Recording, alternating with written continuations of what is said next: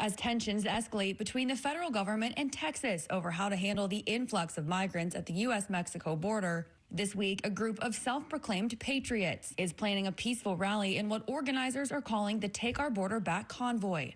According to its website, the convoy have called themselves God's Army and are calling on active and retired law enforcement, military, veterans, elected officials, and other law-abiding, freedom-loving Americans to join the cause. These people are committed to a peaceful demonstration that we've had enough. The American people have had enough. Last week on Fox Business, Republican Congressman Keith Self of Texas said he supports the group, which plans to leave Monday from Virginia Beach and head south to Jacksonville, Florida, before making several stops along the border.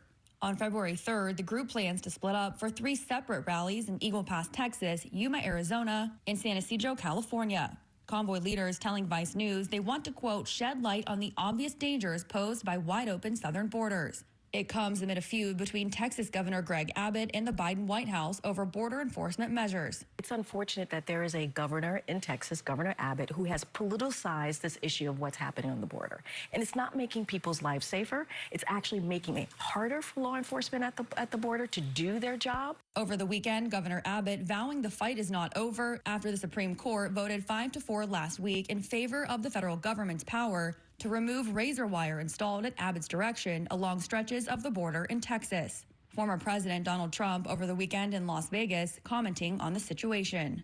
When I'm president, instead of trying to send Texas a restraining order, I will send them reinforcements. Texas now receiving support from Republican governors of 25 states. Trump calling for those governors to take it one step further and send their National Guard troops to Texas in support of Governor Abbott's efforts to secure the border. Mara Sirianni, Scripps News. Well, Thaddeus Cleveland is the sheriff in Terrell County, Texas, also a former Border Patrol agent, and is joining us now for more perspective on what is happening there at the border as D.C. perhaps is poised to take some fairly dramatic action here. Appreciate your time, sir. Thanks for being with us here on Morning Rush. I'm curious, in broad strokes, for folks who don't live in Texas or Arizona or California or parts of Florida, talk to us about why you think the border issue is worthy of national attention and is more than just a border state issue. Hey, good morning, and thank you for having me. And I'll tell you what, now I've been sheriff for almost 2 years now, and before that, just over 26 years as a Border Patrol agent. And before that, raised on the border. I've spent all my life on the border, except my time in the military and my time in Washington, D.C. headquarters. This border issue's been going on that long and much longer before.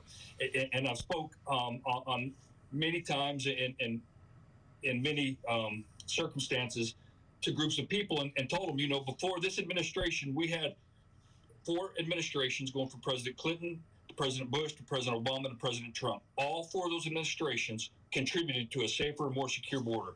It got to the point where President Trump, what he did by holding Mexico's feet to the fire, as well as instituting the MPP, Migrant Protection Protocols, which is what we need back right now to stop what's going on, would solve a lot of stuff. But I guess to get back to your question, this affects us all. This just doesn't affect our border communities because they're here, they cross the border for a short time, and they're going to places where you're at now, all across the United States.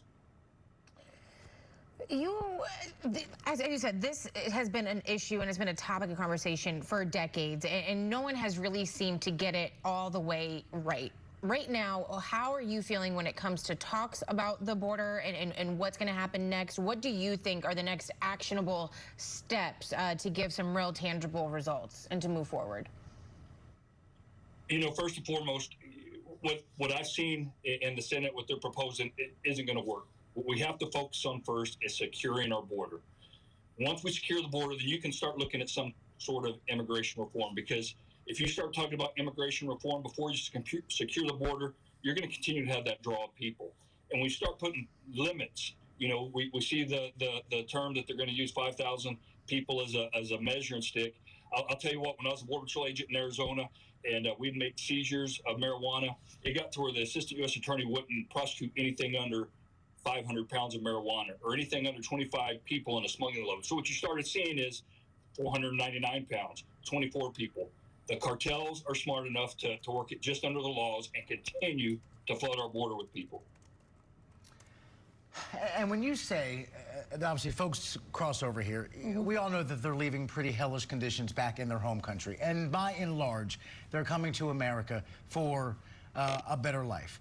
How do you then strike a balance between what we need to do to be secure as a country, but also at the same time being humane to these people who are coming here for a better life, and not only for a better life, coming to a country that was built by immigrants to begin with? So how do you walk that line in a way that's fair and humane? You know, couldn't agree with you more. And again, first we have to secure our border from those that are coming to do us harm, those that are smuggling narcotics. Then you look at that immigration reform, as I mentioned earlier, and having an orderly process to bring people into our country. There's no doubt we need a workforce here. There's no doubt that the people that are doing construction in our cities, cleaning our hotel rooms, processing poultry, processing beef, picking our fruits and vegetables, they're illegal laborers. They cross right through my county where I'm a Border Patrol agent, or where I was a Border Patrol agent and where I'm sheriff. We need that workforce, but we have to secure our border first and then start re-looking at those programs.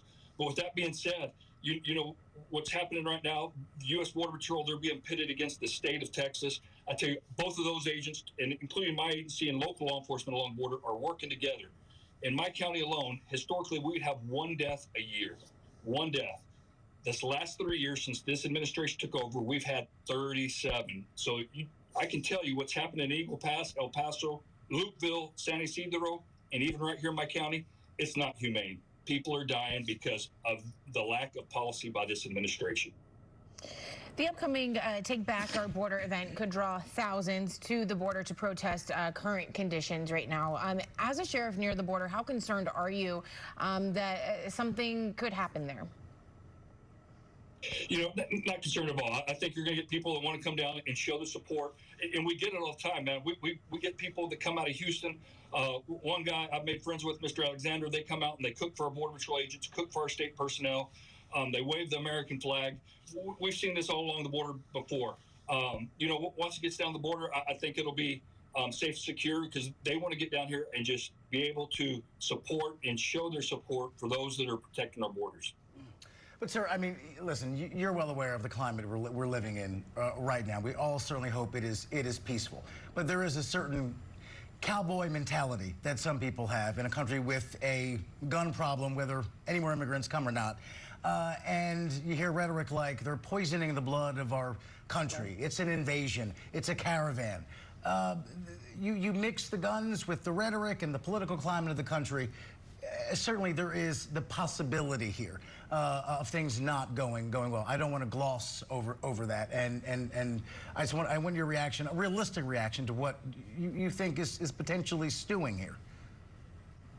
Look, the U.S. Border Patrol, we've been handling stuff like this for years, and what I mean by handling stuff like this, again, back in the late 90s and early 2000s when I was in Arizona, I spent about 10 years in Arizona. When Arizona, Nogales, and Douglas were the hot spots.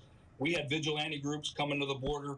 We had faith-based organizations coming to the border, and we were there to balance both of those sides. So we've got a lot of experience in that from the Border Patrol side of the house. And then you look at the partnership with the state of Texas.